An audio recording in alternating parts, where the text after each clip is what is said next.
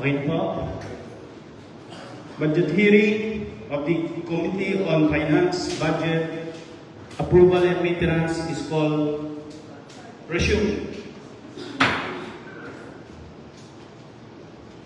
Honorable Arnold Baraman, please acknowledge the visitors to today's hearing. Thank you, Mr. Chair.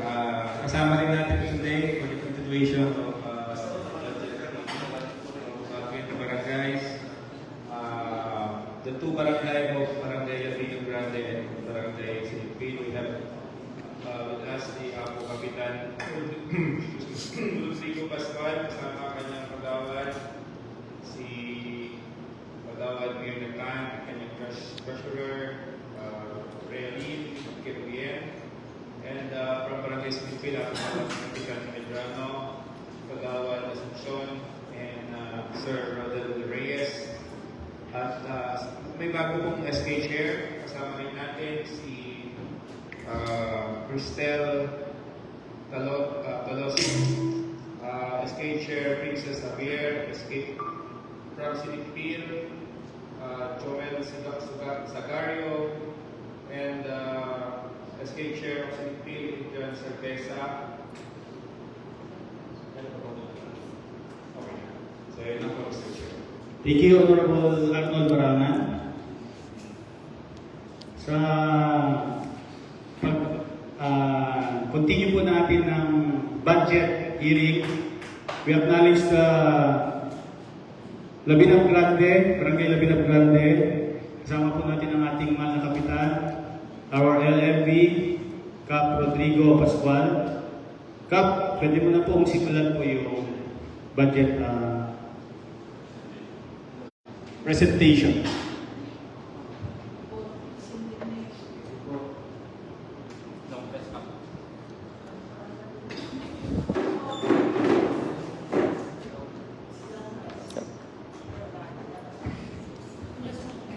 Thank you, SD, sa ating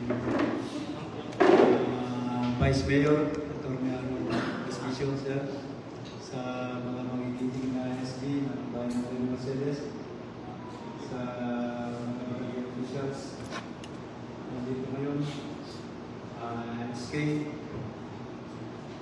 staff ng Vice Mayor, mga bisita, magandang hapon po sa ating lahat. Sa totoo lang po, Mr. K, itong budget namin ay ginawa namin ito, hindi po gawa-gawa lang ng iba, kundi kami po yung gumawa dito, tapos sinagad namin sa budget. Ang budget po ng LTI namin sa 2026 is 3,465,533. Ang revenue collection naman is 48,731.7. Ang 70% nun is 34,112.03. Ang general fund ng 2024 na galing sa PS namin is 1,390,800. The rest naman ay galing na sa general fund ng 2026, which is 20% development fund is 693,106.60. Ang 10% ng SK is 349,964.50. Ang 5% Gender and Development Fund is 174,982.25. Ganun din sa 5% ng Media Fund, 174,982.25. 1% ng Senior Citizen at PWD is 34,996.45. Ganun din sa BCPC na 1% is 34,996.45. Ang MOE po namin ay 638,816.53, total of 3,499,645.03. Ang mga honorarium po ng mga barangay officials sa Labinang Grande. Unahin ko po ang barangay captain po na ako po yun ay 12,000 po sa buong taon dahil 1,000 lang po yung honorarium po sa barangay ngayon.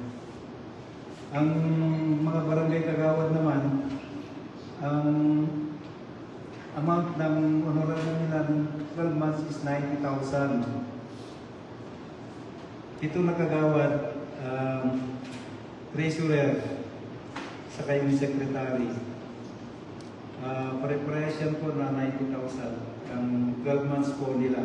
Ang SK chairman naman po ay parehas din ng kagawad, 90,000 ang sa isang taon niya. Ganun din sa treasurer at secretary. Ang total po ng PS namin is 912,000. Ang mga appointed po na kagaya ng barangay head, daycare worker namin is ang kabuuan po na honorarium na natatanggap niya is 90,000 within 1 year. Sa DSW po namin is 18,000 sa isang taon. Parehas din yung BNS, 18,000 din yung kabuuan ng isang taon. Sa mga barangay po namin na 20 ay 15 na barangay tanod ay sa kabuuan ng isang taon po nila ay 13,800. 15 po yung tanod namin. At ang lubog naman, parehas din yung honorarium ng tanod, which is 13,800 din ng kada taon nila. 5 po yung lupon namin. Yung sub-zero po, ganun din yung sub-zero namin is 13,800. Ang video namin is 13,800 din po. Yun po ang budget po namin na ginawa po namin ng 2026. Thank you, Bob.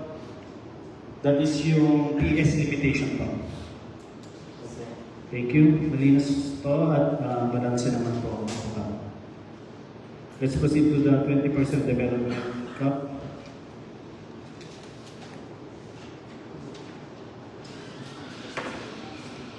Sir Chair. Yes, your recognition, Honorable. I would like to acknowledge also the SK Chairman from Bacquero, SK Chair DP Pin.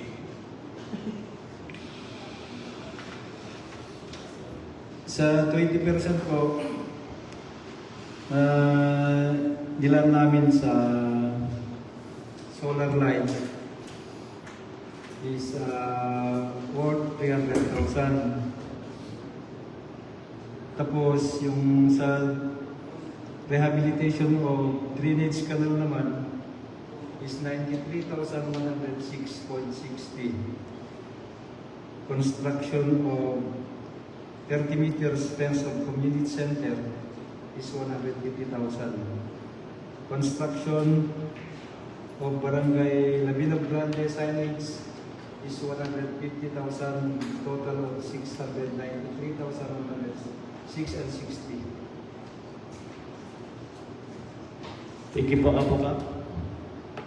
Sa members po natin, baka may katanungan po tayo. Ang budget po ng Barangay Labinang Grande for 20% Development Fund is 693,106.60 po. Balanse naman po at pasok po siya sa mga allowable projects, PPAs po natin. At joint memorandum circular po ng DIDB. Apo Vice, baka may records. Ang sarap present ng huli boss, no? Alright guys, po sino pwedeng sumagot? Valedictorian. SB Tony, baka gusto mong sumagot. Na-observe ko lang sir, dito sa pangatlo, pang-apat na barangay na natin to sir, parang pare-pareho yung mga program at mga gastusin, especially sa development projects, yung mga infrastructure and public works na ginagawa. Meron bang, kapag tayo ba, and I understand, na merong memorandum circular ang DILG na sinasabi, allowable development projects. Ibig sabihin ba, dapat limited lamang dito sa listahan na ito? Pwede natin gawin o pwede tayong maging creative? I don't think restricted lang siya sa kung ano nakalagay dyan, sir. Tama po kayo. We need to be creative, provided na maitawid po natin, nasa justification na po yan on how, kung paano po natin masabi that this is under development projects. Kagaya po ng installation ng CCTV cameras, which is supposedly to address yung issues natin when it comes to peace and order din. Actually, nasa peace and order din siya. But since it is an infrastructure din project, so pasok siya sa development fund, sir. Yeah, I think that's the best answer. Ito po, tignan natin sa context. Kung titignan natin yung halaga ng pera ng ating mga LGU, I think more or less din pareho din siya sa LGU ng munisipyo at probinsya and then sa barangay. Pinakamalaking pera na pupunta sa development fund. Pangalawa sa SK. Ngayon, yung mga ibang gastusin tulad ng personnel, mga sweldo ng tao, papunta rin dun sa gender and development, papunta sa mga senior citizen, and other expenses. Yung mga other expenses po na yun, kung baga expense talaga siya strictly, kung baga kada taon kailangan mong ulit-ulitin, pag ginastos mo yun, wala na siya next year, so ulitin ulit. Yung mga natitira lang dito na parang, tinatawag din ba siyang capital outlay proposing? No, sir. Capital outlay is different po. Pero kasama siya sa budget. Yes po. Alright, so parang, kasi po kapag nag-uusap tayo about finance, merong mga expense na tinatawag at merong tinatawag na capital expenditures or capital investments. Kapag expense siya, ibig sabihin, inuulit mo siya every year kasi kapag inastos mo siya, ubus na siya. Hindi mo na siya makikita pa next year.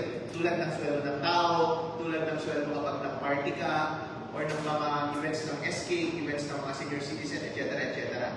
Pero yung mga capital outlay or capital investment or capital expenditure, yun yung mga pwede mo pang makita sa mga susunod na taon at hindi mo kailangan gastusin parati.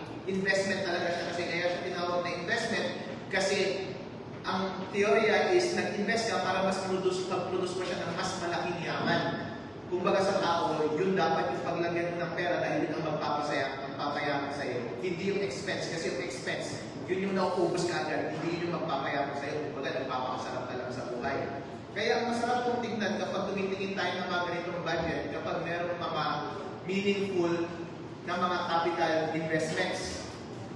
Kaya inuulit ko po, kapag babagsak yung mga capital investment, babagsak lang talaga siya doon sa development fund na 20% at doon sa SK na malaking 10%.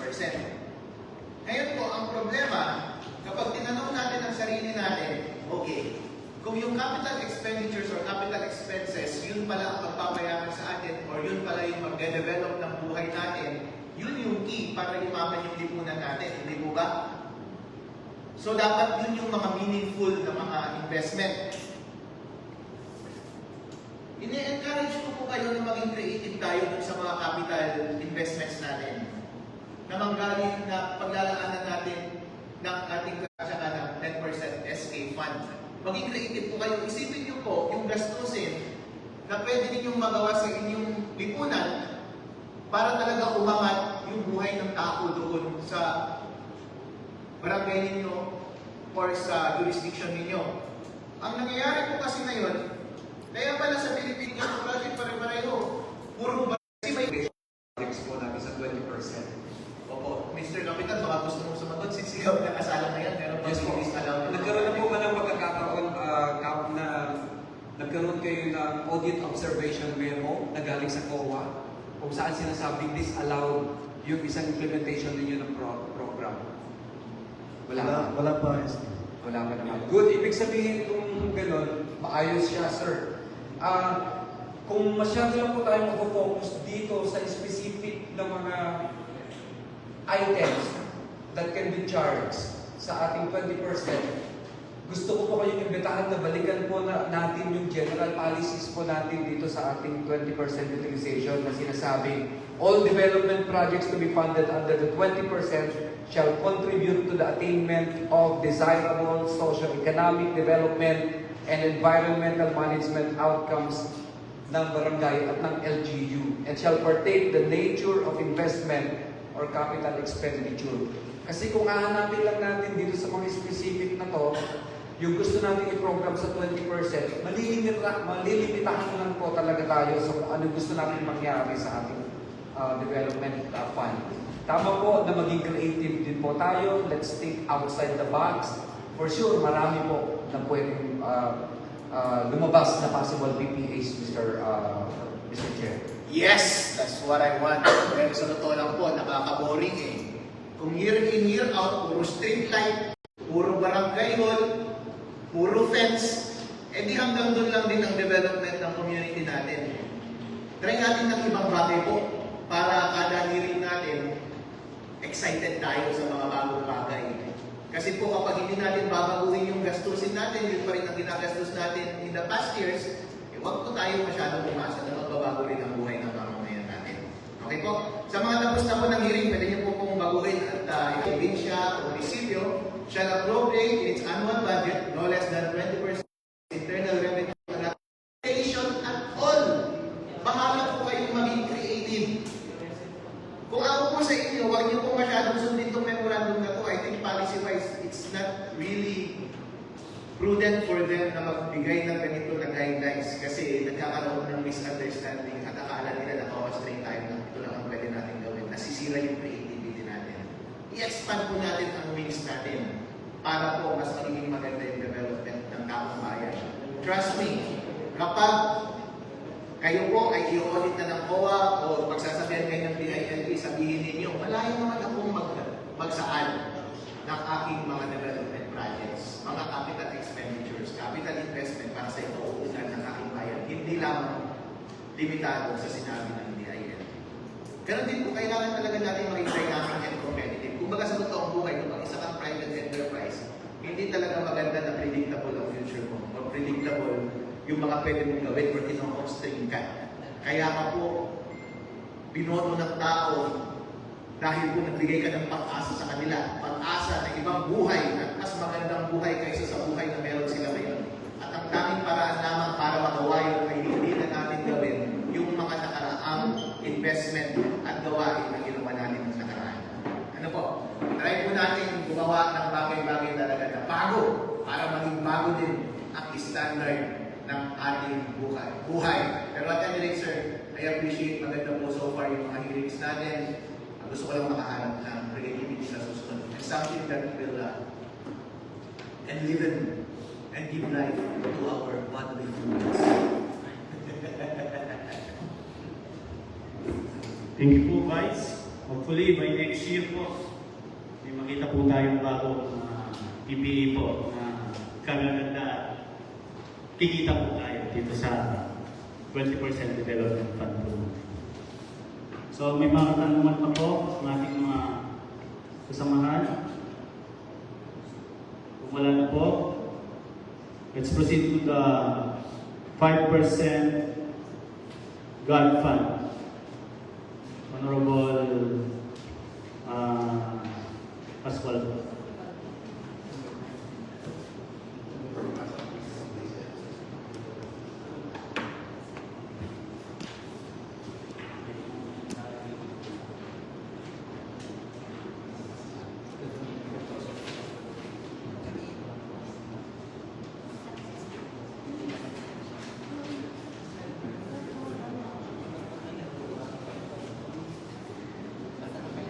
Po sa ating plan budget fiscal year 2026 is yung Women's Month celebration, PWD Week and Senior Citizen Week is for 20,000. Office, furniture and equipment of office, barangay officials, all VHS and CDC worth 50,000. total of 70,000. Dito naman sa functional behavior desk officer is 30,000. Office supplies is 24,982.25. Insufficient knowledge on health and nutrition is 50,000. Subtotal of 104,982.25. The grand total is 174,982.25.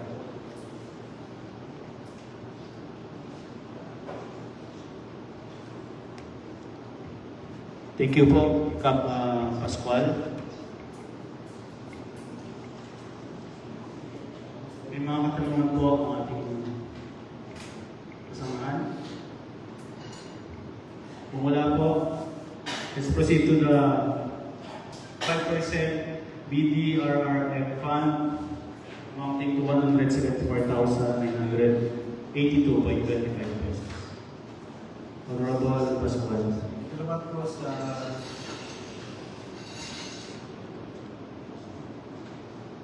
BDRRA po,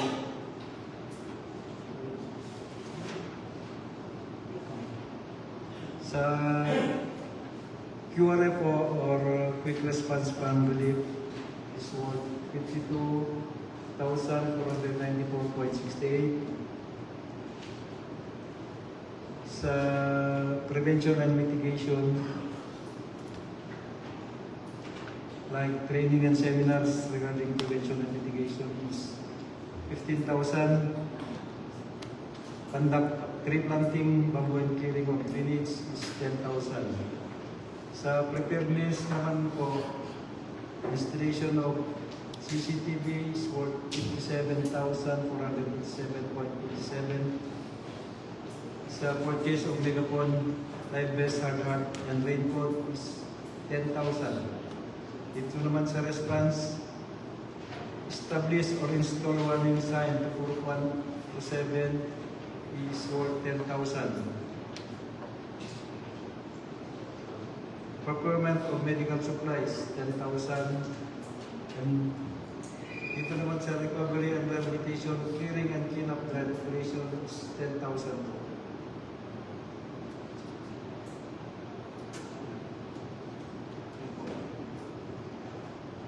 Total of 174,982.25.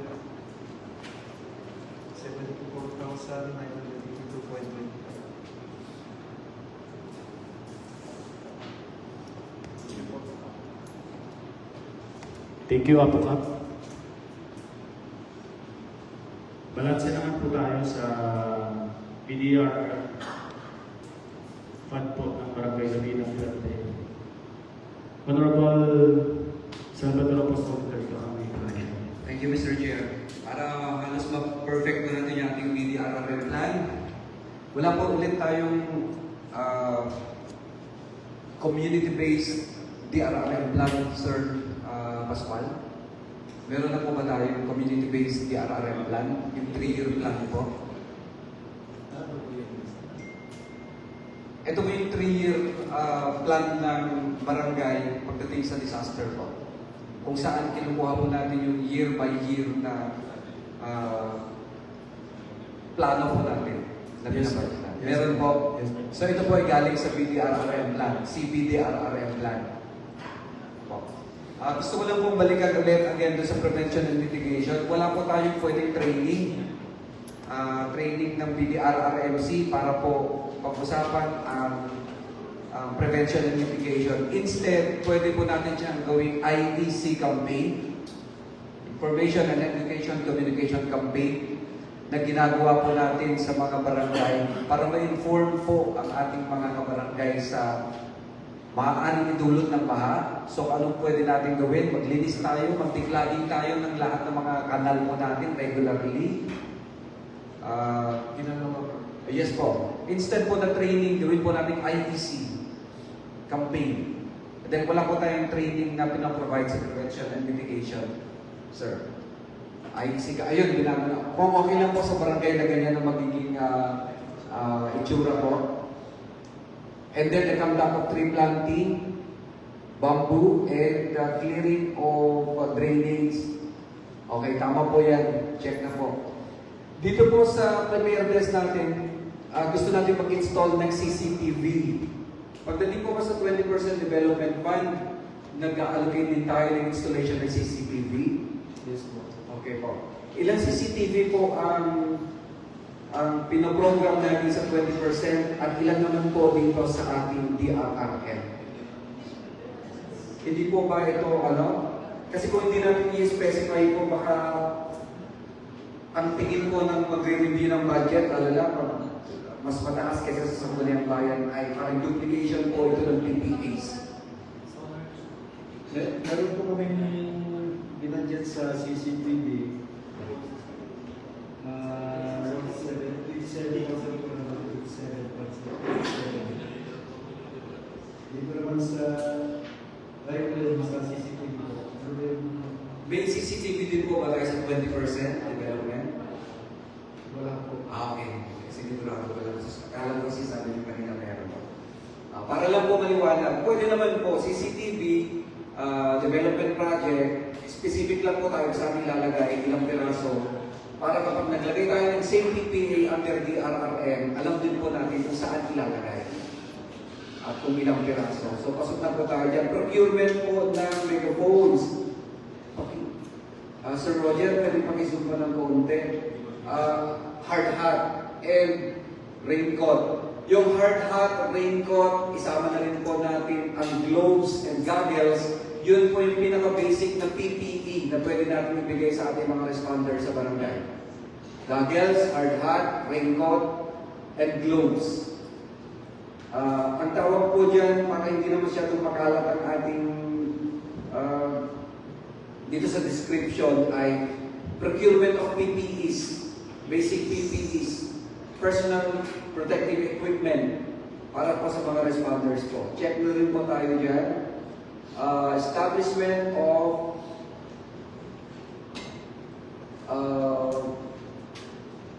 establishment or installation of warning sign to Group 17. Kaya sa maging ganyan po yung language po natin dyan, ang pwede po natin gamitin na acceptable sa DRRM at naiintindihan po ng lahat is establishment of early warning system. Hindi po siya device, but system. Kapag gusto po natin lagay ay signage, naglagay po tayo ng signage na bawal ang mag-swimming dito. Isa na po siyang EWS o early warning system. So ang mangyayari po niya, early warning system mula po 1 hanggang Group 7. Depende na po kung anong early warning. Evacuation system po, ilagay ninyo mga gabay kung paano mag-evacuate sa panahon ng kalamidad. Ito po yung isang early warning system din po. And sa response, pero yung establishment po ng early warning device or system po ay hindi sa response dyan po siya sa preparedness. Pati yung procurement of medicines and supplies po under preparedness. Recovery and rehabilitation, cleaning and clean-up drive operation pagkatapos ng bagyo, pasok na po siya.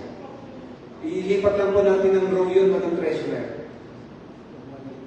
Si procurement ng establishment ng early warning system under preparedness. Kasi early warning, so nagpe-prepare tayo. At sa kanyang procurement po ng medicine supplies, sa preparedness po siya. Hindi po sa response.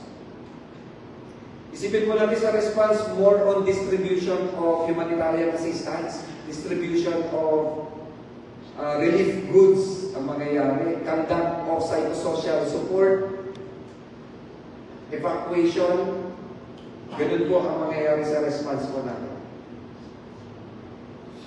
Ina-edit na. Yun lang po, Mr. Chair. Maraming salamat. Thank you po, Honorable Salvador Apostol. Treasurer, okay, paki-take note po yung correction po natin ng ating Honorable Tony Apostol. So, okay na po. Honorable Vice Mayor po. Alright, ito po. Inulit ko po, para po sa lahat ng gumagawa ng budget sa barangay level, sa municipal level, sa provincial level, malaya po kayong mag-set ng kahit ng anong item na i-budget ninyo. Basta pasok lang tayo sa limitation. At malaya din po kayo actually about sa amount. Hindi porket sinabing 20%, may 20% na sakto. Hindi porket sinabing 10%, may sakto 10%. Meron lamang limitation. As a matter of fact, okay lang din po na hindi nyo gastusin lahat. Huwag lang kayong sumobra. Okay po? So, ulitin ko po yung mga limitasyon. Kasi po, ang nakikita ko ngayon, sinushoot natin lahat, swak-swak. Pwede kayong magtipid, pwede nyo sobrahan, pwede kulangan, pero inulit ko po yung limitasyon. Gusto po natin magkaroon ng variability. O kumbaga, meron dapat dispersion, kumbaga meron dapat diverse dapat yung ating budget sa iba't ibang lugar para makita talaga yung creativity natin. Kung mas marami po kasi tayong sinusubukan at flexible tayong lahat, marami tayong matatrial and error and makikita na natin. Mas marami tayong nalidiscover kung ano ba talaga yung mga epektibo na programa. Kaya malayo po kayong move kung isasagad ninyo o hindi. So ito po, pagdating sa PS limitation, yung pambayad ninyo ng tao, cap po yun. Ibig sabihin, huwag nyo lang sobrahan. Bakit? Bakit yun ang ginawa ng batas? Kasi kung minsan, kapag binigyan ka ng napakaraming pera, gagawin mo na lang pasweldo sa lahat. Ayaw naman ng batas yun. Kasi gusto niya meron malaan na pera para sa pampayaman ninyo. Sayang naman kung puro pasweldo ang gagawin. Cap po yun. So, pwede pong gawin ninyo, magtipid kayo, babaan niyo po, magbawas kayo ng tao, kung sa tingin ninyo, hindi nyo talaga kailangan ng tao. Halimbawa, dito sa Vice Mayor's Office at sa Sangguniang Bayan Office, hindi kami magastos sa tao, 18 na lang ang staff namin dito. Kasi nagtitipid kami. Alright, ito naman sa development fund, minimum ito. Hindi ito pa, minimum. Bakit ginawa ng batas na minimum? Kasi gusto niya na yung pera ninyo dapat hindi ginagastos sa mga expense na nawawala agad-agad. Dapat gastusin ninyo sa mga bagay, sa mga capital investment na magpapayaman sa inyo sa mga susunod na taon. Yung mga matitikas na bagay o kahit anong technology. Kaya yun po ang ini-encourage ng batas. Kahit basta at least 20%, pwede po kayo mag-set ng 30%, 40%, 50%. Basta po, hindi makakain yung mga ibang limitation. Okay po? Kung sa tingin nyo po, kung gusto nyo magtipid sa takuhan pero gusto nyo mag-invest ng mas malaki para mas yumaman yung inyong mga mamamayan, gawin po ninyo yun. Maganda po yun. Okay po? Dito naman sa SK Fund na 10%, I think sakto yung 10%. Hindi mo pwedeng taasan o babaan. Pero SK, sinasabi ko sa inyo, meron ba kayong limitasyon din sa mga items? Wala masyado, di ba? Wala. Maging creative din kayo kasi puro party ang nakikita ko eh. Alright? Na hindi nyo i-improve yung mga kasama natin. Mga patalino o ba? O kaya, alam mo yun, yung pagkalo na kasama ka, fresh ang utak mo at may energy ka, kaya yung mag-create ng mga bagay-bagay, bagong technology. Yeah, very gawin natin. Alright? Doon naman sa 5% na para sa gender, 5% para sa disaster, 1% para sa senior citizen at PWD, at 1% para sa children, yun, minimum din po yun. Minimum, ibig sabihin, gusto lang kasi ng batas, lang kasi sila ng batas. Kasi minority sila. Kung baga, maglaan kayo ng kahit konti sa kanila. Pero pwede nyo rin silang taasan. Alright? Kung baga, daw. Okay. Yun lang, yung operating expense para yun na, mahalaga na rin i-adjust. Pwede mo buwasan, pwede mo taasan. Pero in-encourage ko kayo dun sa development fund. Yung development fund po, yun yung mag-develop ng lipunan natin. Try din natin mag-invest doon kasi yun yung capital investment. I-move nyo po yung knobs. Depende po kung ano ang priority nyo. Okay po? Alright. Yeah, buddy! Thank you po, Apo guys. Magandang explanation sa ating pondo. Okay po, okay na po tayo sa BDRM.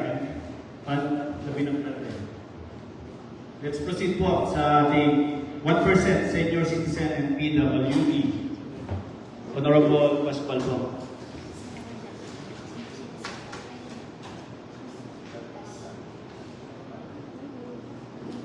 Ito naman po sa elderly and person with disability. Meron po silang quarterly assembly. Naglaan po kami ng galing po sa MOE na 5,000. Yung sa Elderly Day Celebration is 5,000 ulit.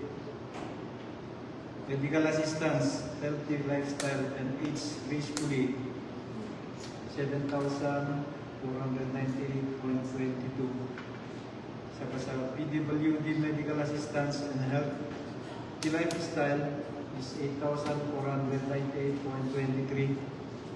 Sa National Disability Rights Week ay 9,000, total of 34,996.45.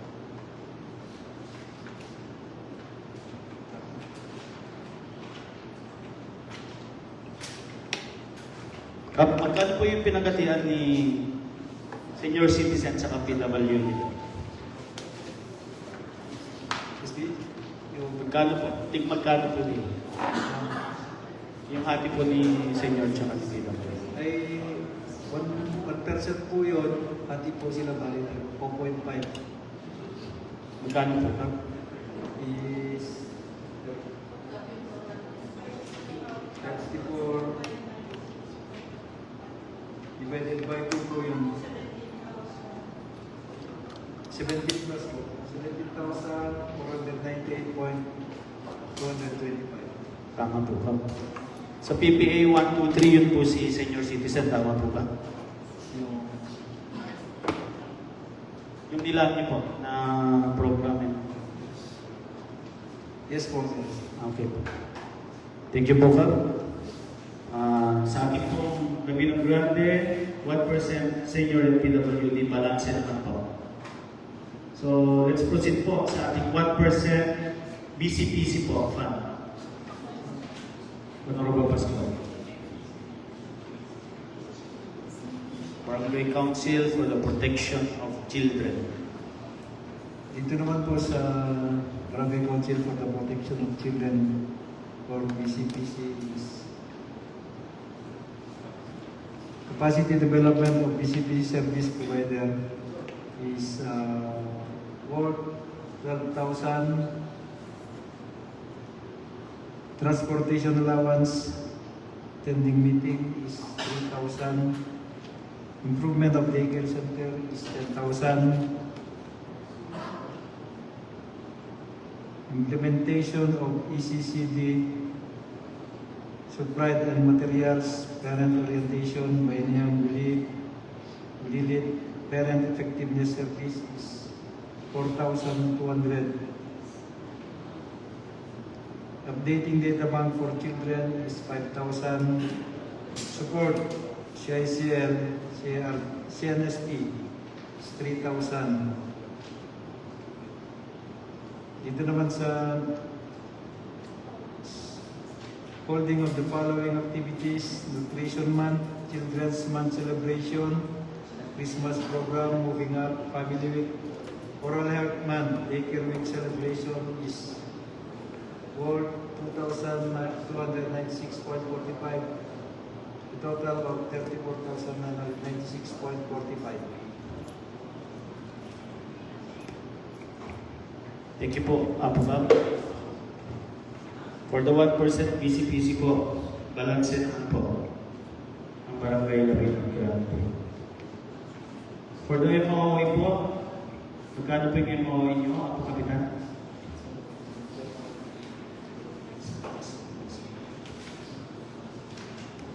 Dito po sa MOE po namin is 638,816.53.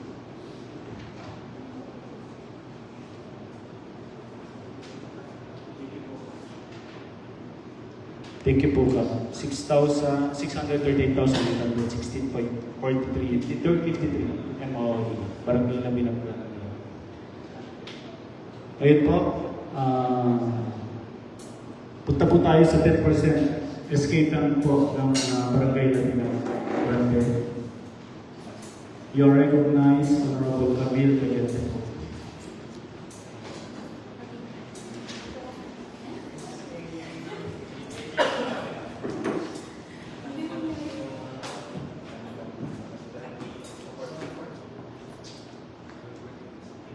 Suwat ko nga nila.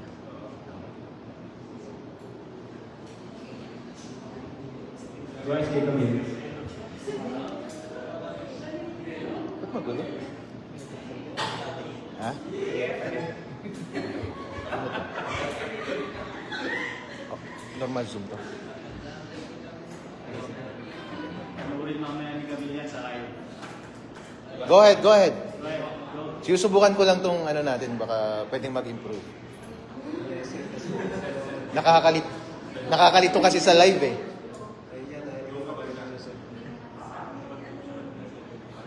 Good afternoon, everyone. Good afternoon, Vice Mayor. Good afternoon, Mr. Chair. 10% of SK Fund is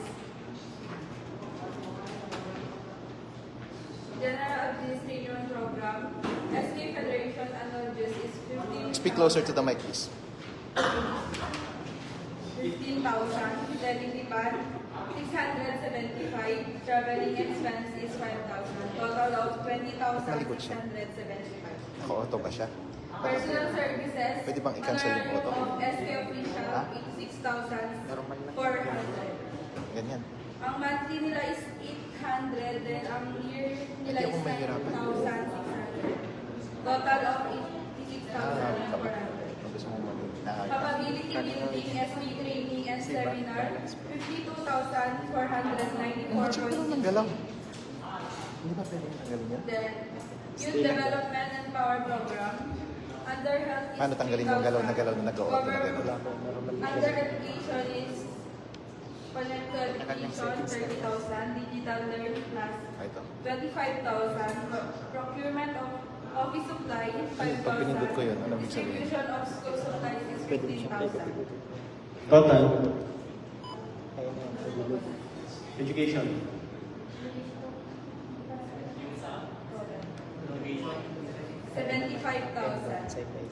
Under of governance and active participation, Linggo ng Kabataan, 10,000.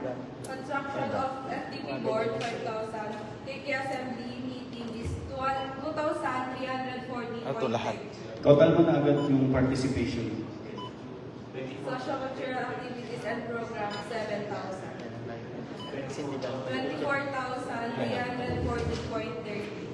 Go ahead, SK. Environment is beautification of office, 23,054.68. 69. Clean up the trash bin, 10,000. Total. 33,054.69. Social inclusion and equity, sport festival and art tournament and sport equipment, 40,000. Participation of cheer dance, street dance, mass and Basetas festival is 15,000. 55,000.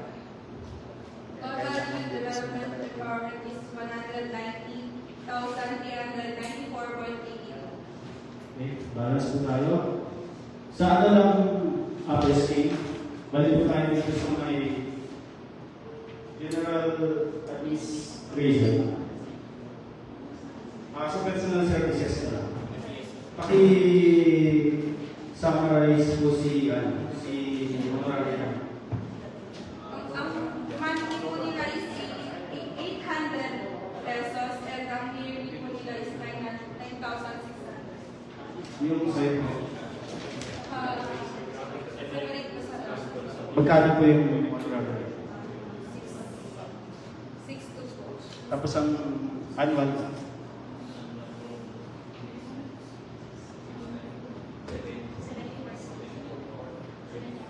74,400. thank you. Makita po namin dito sa inyong record. Balansin naman po siya. Congratulations, ako SK, Camille. Yes, you are recognized for our whole aming kulangan po. Salamat po. Question lang po kay SK, doon po sa inyong connect to education. Paano po ito? Saka yung digital learn class. Ano po yung ginagawa nila? Yan is, ano po, yung ano po na binabayaran ng wifi din. Mag-purchase po kami ng laptop sa digital learning for quick profile. Kasi, kaya ko po naitanong yan, kasi noong last na hearing about sa literacy ng ating bayad na mas mababa. So, why not yung bayad ko ng wifi, gamitin ng barangay, then mag-distribute ng mga school supplies. Why not we come up to yung sa aming advice, ng mga programs na makakatulong sa atin. Why not, parang tulungan natin yung ating mga kababayan na magbasa. Pero parang alam ko meron na ito dati. Parang go to by the book or by yung compound para tulungan yung mga bata na magbasa, magsulat. Kasi ako din I don't may private school. May mga kababayan tayo talaga na medyo nahihirapan din na magbasa, magsulat. So, ano mo yan, hindi ko sinasabi yung bias na makakatulong, mararamdaman ng community. Diba? So, yun lang. So, may suggestion para at least hindi na nag-distribute ka ng school supply. After that, wala na. Nag-connect ka ng wifi, nag-connect si estudyante, wala na. So, para guidance, i-guide natin yung ating mga kabataan para sa kanilang pinapasa. Yun lang, Mr. Secretary. Yes, sir. Nice. Actually, sir, last year po, lumapit po sa amin si Sir JD, yung principal po ng RMCS, sir. Nag-propose po siya ng activities namin na sa SK na para angkop po sa education po. As about yan sa literacy na sinasabi nyo, SK. Nag-propose siya na sa unahin po muna sana po sa cluster 1 per barangay po. Ang gusto po mangyari ni Sir JD ko rin po, gagawa kami ng reading book sa aming barangay. And then, lahat ng mga mamamayan ng barangay po namin, magdodonate po sila ng mga libro para pwede po hiramin ng mga bata, pagprakisa nila magbasa. And yun po, ibabalik din po nila, tapos para pasa-pasa po, para lahat sila makagamit ng libro po, ng libre po. Parang tutorial na rin, no? Kaysa magbayad sila sa mga mahaling private tutorial company. Sa akin, hinihingi lang po ni Sir D yung para materials lang po na paggawa ng reading book. Like, kung lang po, raw materials like kahoy, and kawayan, konting bubo, na para safe lang po sa ulan at saka sa init, yung mga libro po. Parang sa malalatang elementary school, nag-partner yung SK. Maganda yung programa na try mo i-benchmark yung system. Yes, you are recognized sa mga professor. Yes po, Mr. Chair. Actually po, napakagandang idea po yun na mag-partnership po. But we should remember po na yung SK Reform Act of 1074 amended by 1168, sinasabi lang po doon na ang target po namin ay ages 15 to 30 years old. Gaya po ng sinasabi dito sa may Section 3, paragraph F, youth shall refer to those persons whose ages range from 15 to 30 years old as defined in Republic Act number 1844. And of course, dito po sa ating youth refers to the people whose ages range from 15, sinasabi po dito na kapag 15 to 17, child youth, 18 to 24 is core youth, and of course, the 25 to 30 is adult youth. Yung sinasabi po kanina ni SB Barangan po, na sa mga bata po, kapag sinabi po kasi natin na kapag 14 below, anday na po siya ng barangay. So yung PPAs po namin, talagang targeted po namin, ang range po ng ages ay 15 to 30 years old lamang po. Yun lang po, Mr. Jun.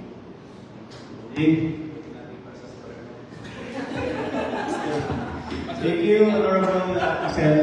Kay Vice po, may konting input. Crystal, papunta ka pa lang ng law school, right? Right? And then naghanap ka ng scholarship, right? Dapat scholarship tong si Crystal kasi masyado siyang magaling. Magaling tong si Crystal. Worth it ito. Napakagaling ito. Kita-kita ka agad yung diligence ngayon pa lang at saka yung kanyang participation at saka initiative na mag-participate. Makikita mo talaga yung talino niya at gusto niyang magbigay ng inputs At usually indication yan na makakagawa siya ng malaking pagbabago sa ating lipunan. Maganda ang future ni Crystal. Yeah, very. Alright? Crystal, sana mabigyan ka ng scholar as soon as possible. Yeah, very. I love it. I love it. Keep it up. Keep it up, girl. Keep it up. Ano school yun? Ano school? ISU? Sa Teka? Hindi ka nag-aaral ngayon? Hindi po. Graduate ka na ng college? Yes po, sir. Yes po, boss. Yeah. Yeah, mag-apply ka na ng ano. Kung gusto mo ng recommendation letter, ako magsulat ng recommendation. Thank you, sir. Pati sa Noted po application yun. mo ng scholarship. And then, pagpasok mo ng mga law school, sabihin mo sa akin, girl. Alright? Noted po, boss. Right. I'm so impressed. I like it very much. And yun po, punta po tayo sa bagay na pinlearn out kanina ni Mr. Barangan. Pwede po bang mas, kapag naglagay tayo ng item, sabi po kasi ng batas, is as specific as is possible. Maging specific. Kasi medyo misleading kapag sinabi mong connect to education, digital learn class. Akala mo programa siya. Tawag siya ng programa. Pero ang pinag-uusapan pala natin is Wi-Fi na. At saka bagong laptop.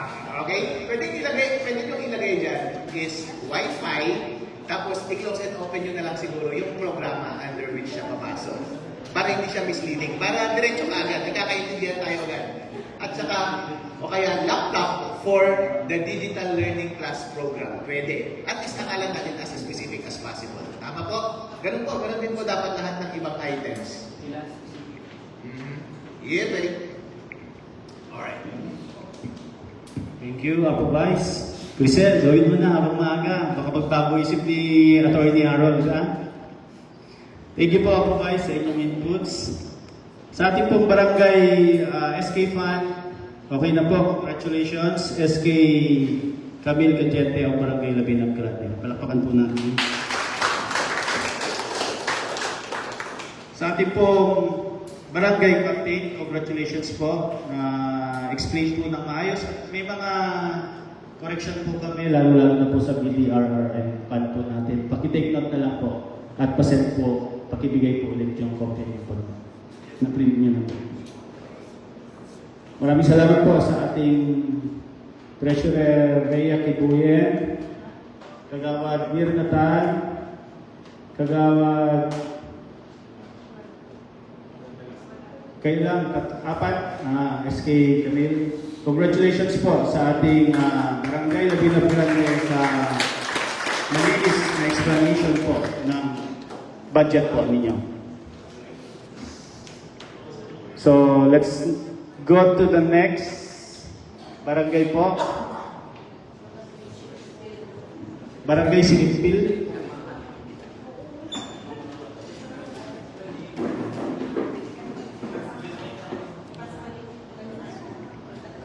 Acknowledging po the presence of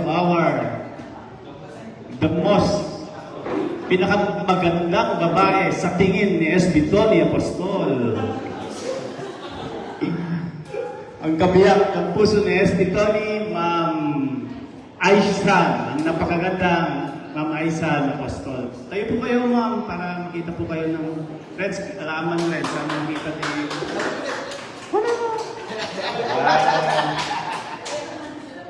Welcome, Ma'am Aisha. Ano po yung kasama niya? Si Ma'am Geraldine. Thank you po sa pagbisita niyo po dito sa aming session hall. Sino man? Sa barangay Sinipil po, ready na po kayo? Apo Kapitan Rafael Medrano po. We recognize our punong barangay po ng barangay Sinipil. Kasama po natin ang ating SK Chairman, Adrian Cerveza, ang kanilang Treasurer sa SK, si Jomel, Treasurer Roger Reyes at Kagawad Asuncion po. Yes, Kap? Your recognized. Maganda nga po sa ating lahat. Lalo sa SB. Ganun din po sa ating Vice Mayor, ni Harold. Kay ako, Liga President, Rodrigo Pascual, sa mga SK Chairman na naririto ngayon, sa mga kagawad. Gusto ko lang ipaalam, Mr. Chair, na itong budget namin ay napagbitingan namin sa council ng barangay. Kaya ginawa namin to na lahat kami sa council ng aming barangay. 2026 National Tax Allotment, 4,158,553. 2022 Revenue Collection, 118,188.42. 2024 General Fund, 3,190,304.42. BS Limitation, 1,754,667.43. 20% Development Fund, 831,710.60. 10% SK Fund, 424,128.49. 5% GAD Fund, 212,064.24.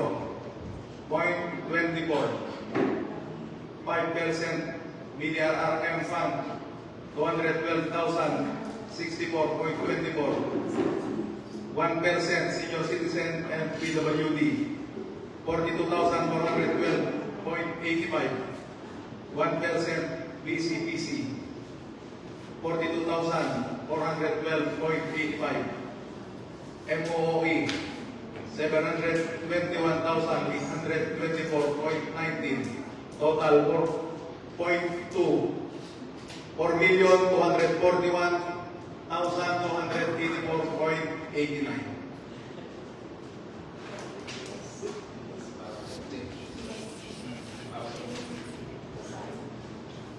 Thank you. Thank you, Apo Kapitan Medrano. Proceed na po tayo sa PS limitation.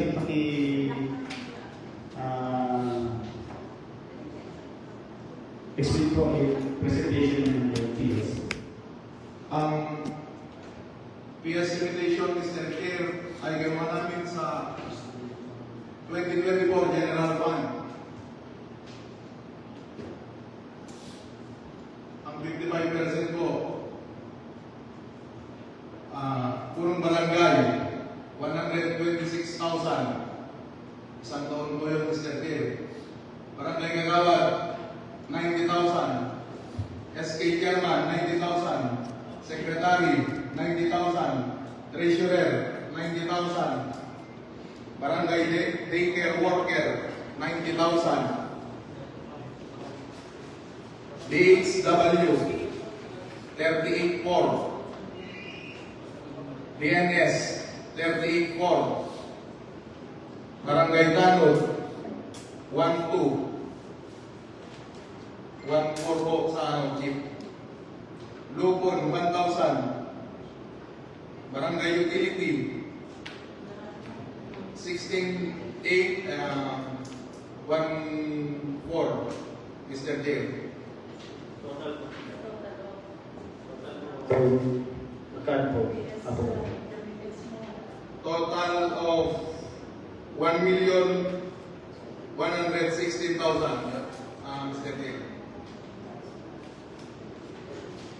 But yung PS limitation for 1,700,000. PS, 1,754,667.43, Mr. Chair.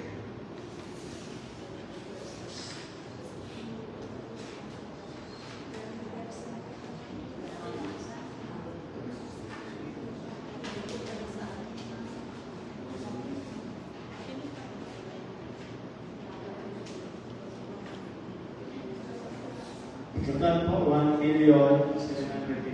754,667.43.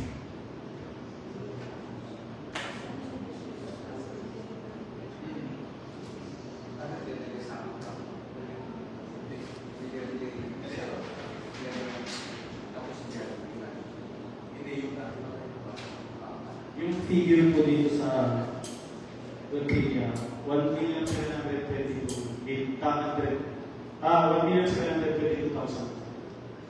Yung sobra dyan, Mr. Chair, yun po yung cascade din namin sinagay. Okay. At 7. Mali niyo sobrang ba? Ayun, cash gift sa kapo, business ko yun. Magkano cash dito? Ang bonus?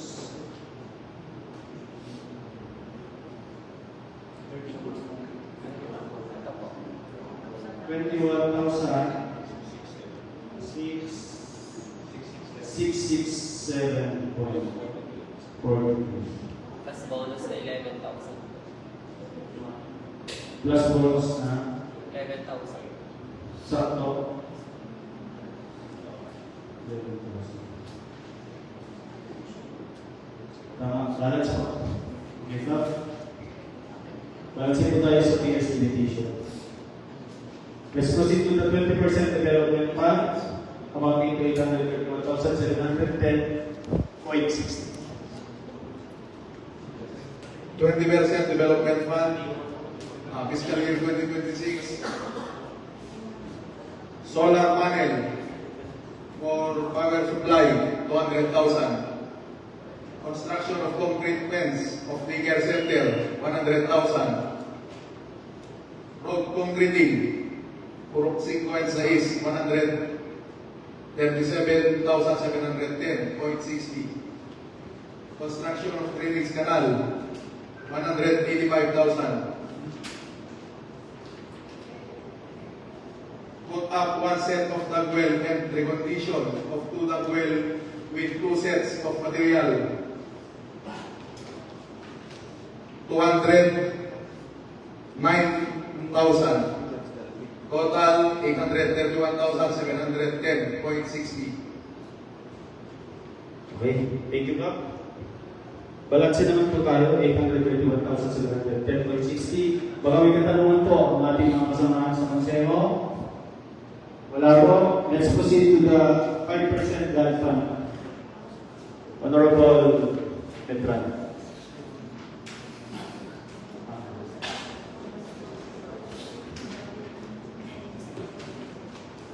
God plan budget fiscal year 2026.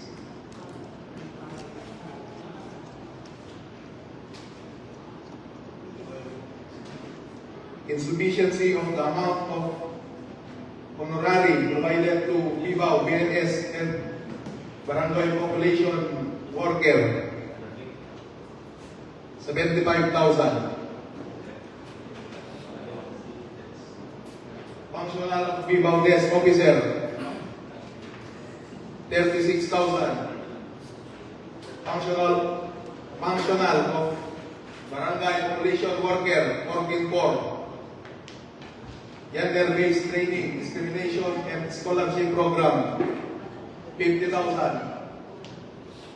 Women empowerment, 36,664.24. Total 137,064.24. Grand total 212,064.24.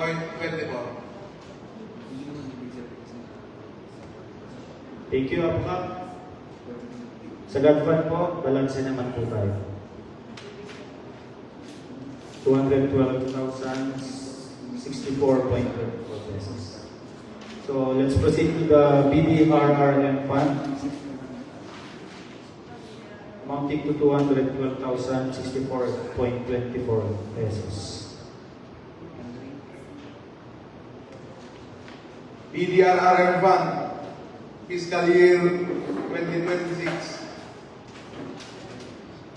30% quick response fund, relief goods, 63,619.27. 70% preparedness, prevention and mitigation, 25,000. Preparedness, 45,000 purchase of equipment supplies. Response distribution of continuous operation, 45,000. Rehabilitation and recovery, clearing operation, 16,637.49. Repair and maintenance of facilities, 16,807.48. Total, 212,064.24. Mr. Chair. Thank you. Thank you, Honorable Medrano. Wala po si BDRRM expert personnel natin si SB Tony. Still there. Yes, you are recognized. Sige, recognize. Honorable. Good afternoon once again. Ako kami na may clarification na po. Itong PS po natin ay kasali po ba dito yung mga GOSI, yung DNS? Hindi po. Hindi. Sige, nakita ko kasi kanina, yung clarification na lang. Kasi nakita ko niya sa webpad, nakalagay na yung DHWS GOSI. Kaya tinatanong ko po, kasi ang assumption ko, yung PS ng mga ito ay kasali sa PS ng limitation. Si Bibaw po, Your Honor, si Bibaw at saka si Barangay Operation Officer, dito po sila sa akin. Okay. So, okay pa.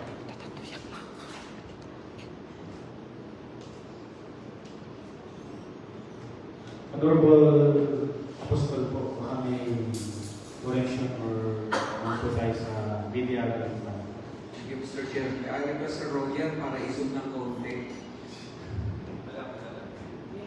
Thank you. So, the same thing po, Mr. Chair. Observation po natin sa prevention and mitigation, wala po tayong training and capability for BDRRM committee members.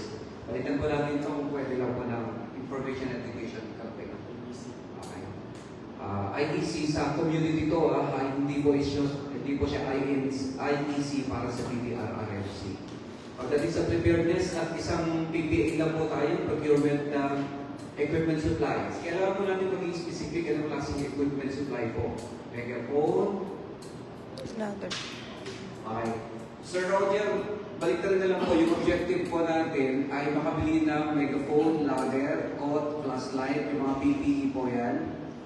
Tapos ang objective po niya ay makapag-provide po tayo ng equipment to be used during our disaster operations.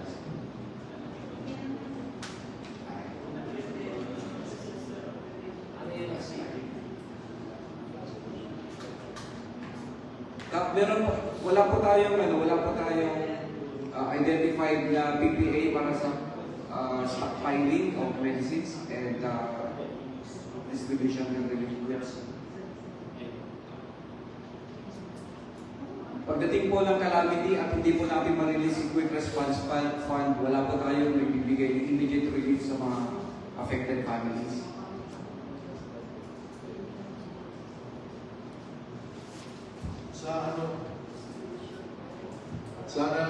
SP, dito sa 30%. So, yung 30% ulitin ko yung 30% po natin can only be withdrawn and utilized when there is a declaration of state of calamity.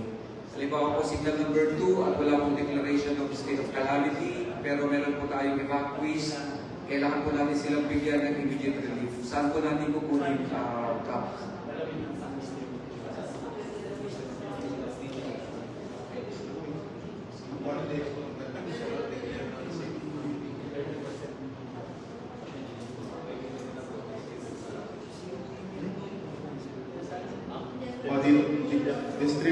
Distribution of continuous operation.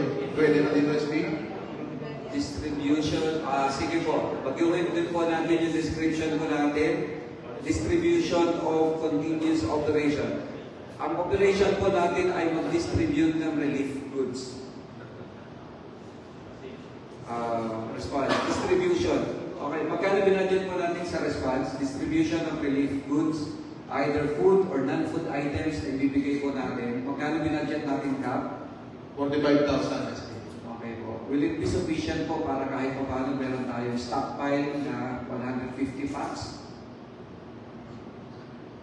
Sa Sa palagay ko naman, sobrang malaki yan. So yun na po ang PPA ninyo, distribution of relief goods sa preparedness po natin. Paano po kung sakaling mag-initiate ulit ang LDRRMC Council or ang Red Cross or ang Office of Civil Defense ng training para po makapacitate ulit ang ating mga BDRRMC Council? Saan po tayo pwede humugot ng training expenses para dito?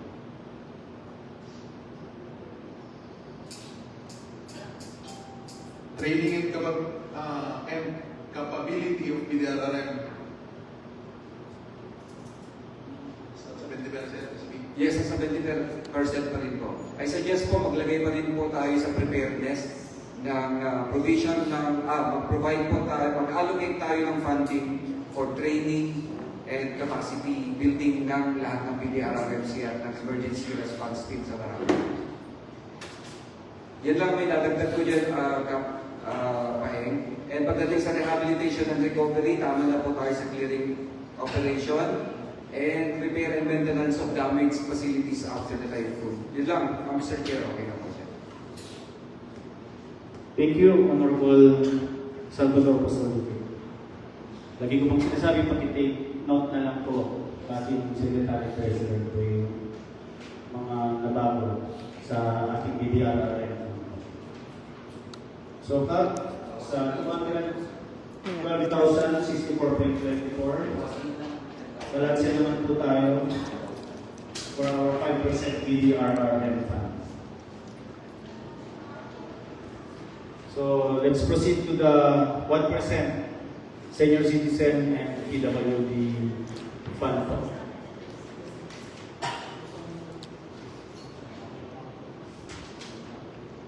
Senior citizen and PWD budget fiscal year 2026. Quarterly assembly 6,000. Elderly Day celebration 6,000. Senior citizen medical assistance 9,206.43. PWD medical assistance and healthy lifestyle 11,000.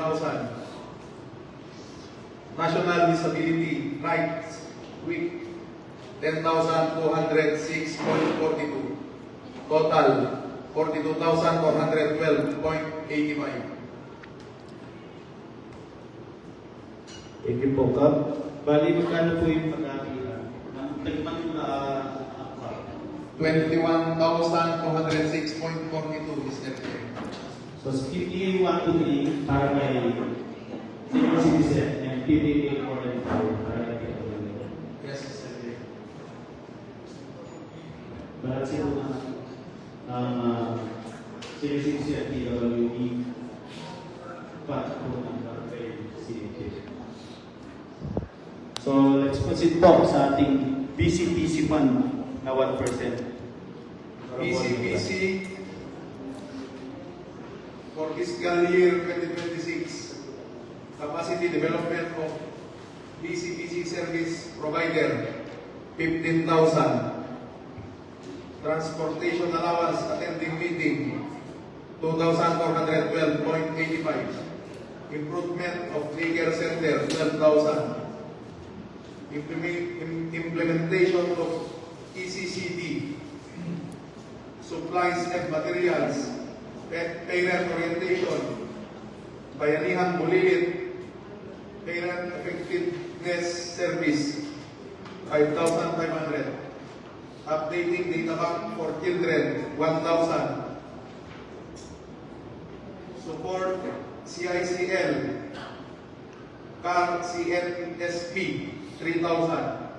Holding of the following activities: Nutrition Month, Children's Month celebration, Christmas program, Moving Up, Family Week, Oral Health Month, Daycare Week celebration, 3,500, total 42,412.85. Mr. Chair. Thank you po, Kap. Wala naman tayong problema. Balanse po tayo sa BCPC 1% po na. Mounting to 42,412.85. Sa MOA niyo po, Apo Kap.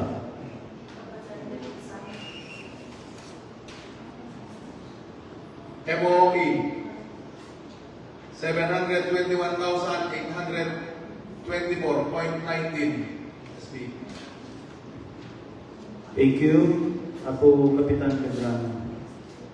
So, ngayon po, para sa SK Fund po tayo 10%. You are recognized, Honorable Adrian Cerveza.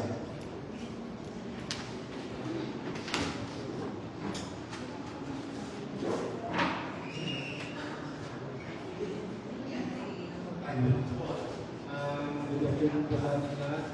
Especially to our Vice Mayor Manyang Busbito and to our SB sa mga kapitan ng SB na nandito po ngayon. Annual Barangay Meeting the slogan goal expenditure programs, general administration programs, State Federation annual dues, allotted budget 20,000. Fidelity Bank, 1000 pesos. Travel expenses, 15,000. Total of 35,900 pesos. Personal services, honorarium of the SK officials, annual budget 27,100 pesos. Total of 27,200 pesos. Capability building, skater training and seminars, annual budget 68,619.27 pesos. Total of 63,619.27 pesos. Sa total na lang po yung expenditures mo, Apostle. Okay, boss. Youth development and empowerment programs, governance. Sa total po yung expenditures, yung program ko. Para hindi tayo makalaman.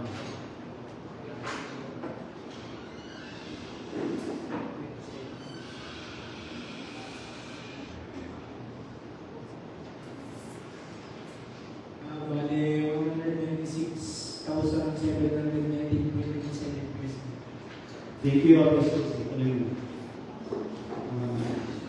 Youth development and empowerment programs, governance and mental health, allotted budget 17,000.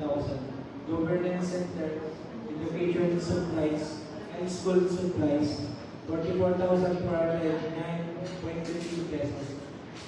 Governance center, social inclusion and equity, game on gear up, youth sport equipment initiative, 15,000. Balik Eskwela, provision of Wi-Fi and printing services, 26,000. Total of 51,000. Governance Center, Global Mobility, participation in Ligo ng Kabataan, participation in the Patronal and Annual Masetas Festival, participation of the Ligo ng Kabataan 2026, participation in the Municipality Sports League and Ligo ng Kabataan programs and activities, total of 95,000. Governance Center Environment Project Trash Chute as support RA 900 20,000. Total of 227,409.32 pesos. And General Administration Programs 46.38%, 196,790.27 pesos. Personal Services Honorarium of the State Officials, 22.91%. Total of 27,200 pesos. Okay na yung SP, paki-summarize sa tingnan namin yung honorarium at saka sahod po ng SK officials. Magkano yung honorarium? Bali yung monthly po ng SB 900 pesos. Ay, 900 po. Tapos yung yearly po nila, 10,800 pesos. Total po? Total of 27,200 pesos. Tapos yung sa'yo SK?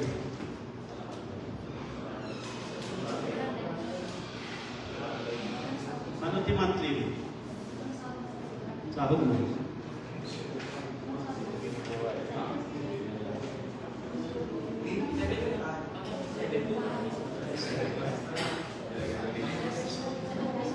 Nansalan na. Yes, Kap. Apo Honorable. Kay Apo SK German Cerveza SP 75. Okay. Sa 2026 yun, Apo SP. So, 90,000 po ang annual yun. Tama? Okay. Hindi po, Kap. So, congratulations sa our SK. Baka may katanungan po ang ating mga kasama sa order. Yes, you are recognized, Honorable Salvador Posote. Hindi naman siya actually mabigat na tanong, Mr. Chair. Una-una po gusto ko lang liwanagin na ang basis ng mga sangguniang kabataan coming up with their object is that they are mandated by yung SK Reform Act kung saan meron tayong 10 pillars of participation. Ang tanong mo lang sa mga SK, out of the 10 pillars of participation ng SK, are you mandated na kailangan budgetan nila lahat ng 10 or it's up to you on how to prioritize po?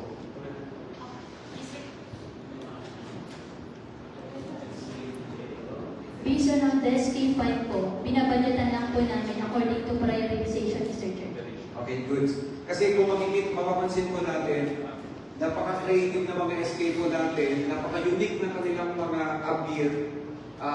One plan is different from the other kasi base ito sa kung ano yung talagang kailangan sa barangay level po ninyo. What I noticed, Mr. Chair, is that itong mga young people natin ang coming up with main programs na ang sarap i-institutionalize. Like for example, yung Hands for Health Mission, which was introduced by Ms. Crisel. Todo na natin Crisel. This is to address yung one of the pillar of participation ng SK towards health. Ginagawa ninyo ito for how many years na, at ang sarap sana if the SK would come up with an ordinance, proposed ordinance sa council, institutionalizing this kind of program. Para mawala ka man sa SK later on, this will be carried on by your successors. This will become your legacy. Okay. Salapakan naman natin si Crisel. Guys, so nakakain sobrang galing. Nakakain si Crisel. Crisel. Baka pwedeng pakianan po yung na ano mo na project natin. Kahapon kausap na natin yung mga young people at kausap Pati na lang po, kalaman namin. At yun nga, isa sa naging suggestion, i-institutionalize nyo yan. Pag-usapan ng SK and then come up with an ordinance, ilabas po natin yan sa barangay council para maging institutionalize po siya. Going back po sa presentation ni Sir Edgar, ang ganda. Nakita ko dito sa kanyang health, sa kanyang education, meron siyang programa which is dubbed as Balik Eskwela, which is the provision of Wi-Fi. Balik Eskwela. Alam ko that ang gusto ninyong mangyari dito ay to encourage yung mga out-of-school youths to go back to school. Meron din po kaming isang suggestion. Meron tayo ngayong programa sa DSWD office which was institutionalized last year. Project SICA. Sama-samang ibalik ang kabataan sa paaralan. Okay po yan. Pwede pong makipag-coordinate with the DSWD para kung ilan man yung target beneficiary mo dito, pa-expand mo pa siya. Makipagtulungan with the DSWD kasi meron silang program dito. For sure, meron din siyang allocation. Baka sakaling mabahaginan ka pa dito. Para hindi masyadong mag-suffer yung budget mo dito. Masyadong limited yung budget dito. Pwede ka makipag-coordinate. The same thing with all other projects na IPPAs na gusto nyong ilabas. Tingnan po ninyo yung mga existing programs natin sa LGU na pwede ninyong i-tap para mas maganda pa ang implementation. Well and good po yung presentation ni SK Chair Adrian Executive. Thank you, Mr. Chair. Thank you, Honorable Mr. J. Yes, Honorable. Thank you, Mr. J. Ito po ay general question po sa lahat pa ng mga locations natin na kasi kapital na si SK. Was there any occasion o may mga pagkakataon ba dito sa 20% development fund kahit sa SK po na pondo po ninyo na hindi nyo po na-implement within the year? Like for example, 2025. Sa ngayon, or 2024 para mas maliwan. Meron bang pagkakataon na yung program projects niyo po, proposed project, proposed project na hindi niyo po na-implement itong 2024. Ngayon, kung meron po, ano po ang naging impact po nito sa inyong pong pondo, sa inyong fund, barangay fund, the following year? Ako Kapitan Bendrano, meron bang pagkakataon na kumain po yung ano mo? Wala. Wala po, West B. Sa 20% po, i-implement po namin. Pag hindi naman po natapos, magbabudget po kami ng continuing sa susunod na taon. Okay, Kap. Siguro ganun din po siya, Kapitan Pastor. Doon po sa FOE, meron po bang pagkakataon doon sa budget ng FOE na hindi po nagamit within the year? Sa ngayon, ako SK, ngayon lang po medyo lumaki yung MOE. Sa tutusin, ako SK, yung MOE sa nakaraang taon, maliit. Yung electric bill pa lang, mga supplies ng barangay, kulang pa. Kaya minsan kailangan magpigit talaga. Okay, Kap. Last question po. Ganun din po siguro siya, Kapitan Honorable Pascual, gusto nyo mag-comment doon sa MOE na meron po ba kayong unused budget na yung hindi nyo po nagaling sa MOE. Like for example, 2025, ano po na yung impact po sa katuloy? Doon po sa MOE po, halos taon-taon din-visit kami doon kasi wala po kami tinagawa. Lalo na dito sa electric bill, water bill, saka marami pang iba kaya mag-visit kami kung minsan. Kokogan na lang. Okay po. Doon po sa mga escape po natin, ano pong comment po doon?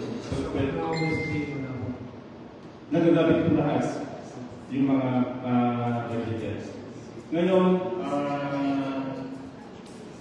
halimbawa, ako Kapitan, ako SK, may mga hindi po kayo nagamit na pondo na nakabudget sa taon ito. Like also po sa last year. Nakikrecover po ba na following year yung unused budget? Ibig sabihin, nakikrecover po ba? Like for example, 2024 now, halimbawa, hindi po kayo okay. Meron kang budget doon na hindi yun po nagamit. Then 2025, ang tanong ko po, nakikrecover po ba siya na following year? Pwede po ba kayo mag-comment, ma'am? Kapitan. Sir, SBA. Yes, naman, please. Pag may natitira naman po, pwede na mga Closer to the mic, budget for the next year. Okay, ma'am. Yun lang naman, kaluwalan lang naman po natin yung ginagawa. Kasi may mga perception na lang na pag hindi po nagamit yung pondo for the ay nawawala daw, hindi na nagkakaroon. So, yun lang po. Maraming salamat po, Mr. Taylor. Nag-reorder po, Mr. Chair. Ay, salamat po, Sir. Salamat. In the case kung saan meron po tayong unobligated balances for the current fiscal year, it will automatically be treated as a savings for the next year. Unfortunately, hindi natin i-encourage na magkaroon ng savings. As much as possible, we utilize what has been obligated. Kaya naglagi natin sinasabi, every savings naman pwede natin guys pagmalaking na sa susunod na taon is equivalent to services that is not delivered to our constituents. So as much as possible, let's maximize what has been obligated for the fiscal year. Thank you. Thank you, Senator Pascual. Vice? Oh, thank you for introducing the topic, Mr. Dalabay, Honorable Sir. Sabi po ninyo, Mr. Honorable Chairman of Sinipil, na merong mga capital expenditures na hindi natatapos. Ano po yung mga yan? Yung mga payment, tulad halimbawa ng payment, Malaki kasi minsan. Pag kasi yung project ng po Vice Mayor, nahati-hati yan kung saan nakalaan. Pag naubos kasi halimbawa yung equipment, naubos mo na kahit pa yung natitira sa 20%, hindi mo na pwede yung gastusin yung iba. Kung ano kasi, sinusunod kasi namin kung ano yung nasa budget, ako Vice. Halimbawa po dun sa particular payment na yun, I know na meron kayong concrete example sa utang na ngayon na nangyari in the past. Magbigay ko kayo ng isang example at magkano po yung nailangan doon. At bakit po hindi natapos?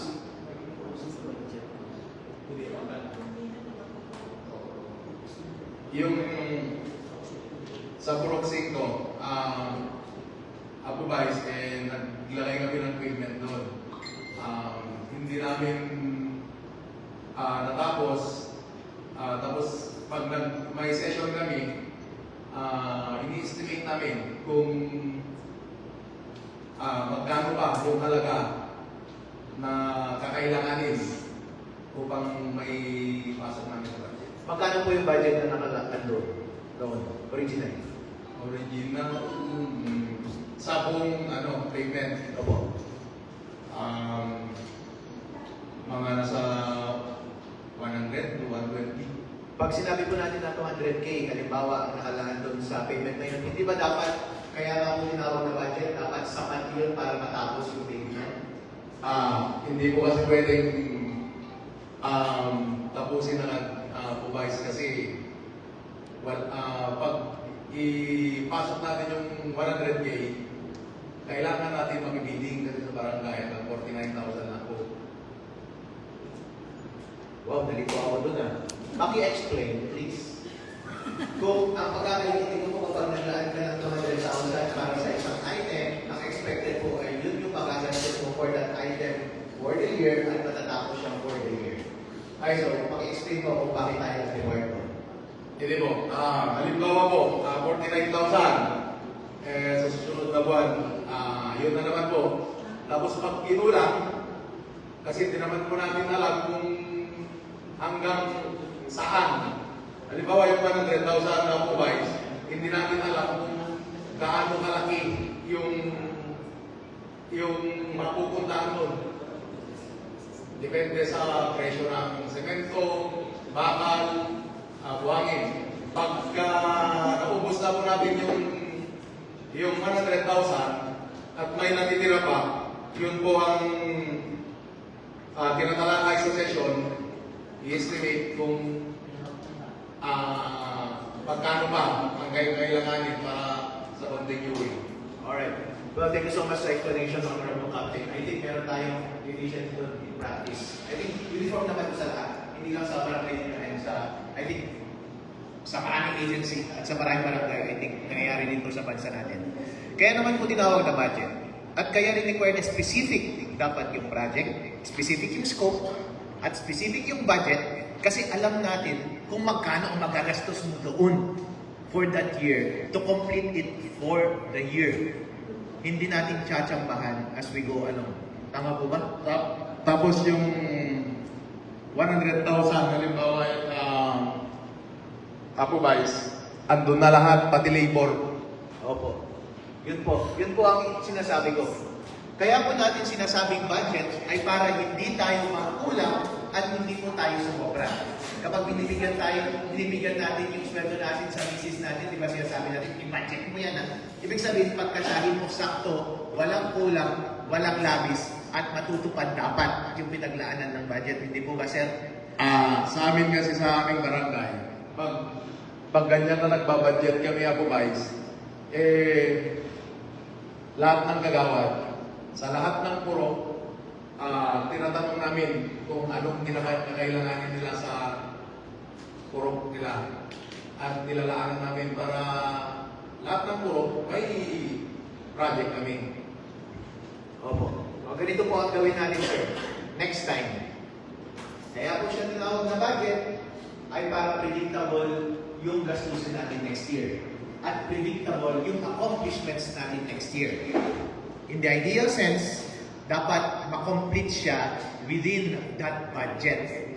Advisedly or recommendably, mas mababa pa nga dapat makatipid. Hindi siya kukulangin. Ngayon po, kung sa tingin nyo po ay mas higit pa pala sa 200K halimbawa yung payment na yun, edi specify ninyo kung ilang meters at sa ang specific location. I-specify ninyo kung alin talaga, kahit gumamit pa kayo ng longitude at latitude dyan, para lang na-specify, para hindi siya paulit-ulit per year. Kasi po ang nangyayari, halimbawa, yung criticism ngayon sa Congress, yung sinasabi ng mga senador doon, bakit paulit-ulit? Capital expenditure to. So, ibig sabihin, marami mong pinaglalaanan yung isang bagay, paulit-ulit every year. Hindi ba dapat nagagawa yan every year?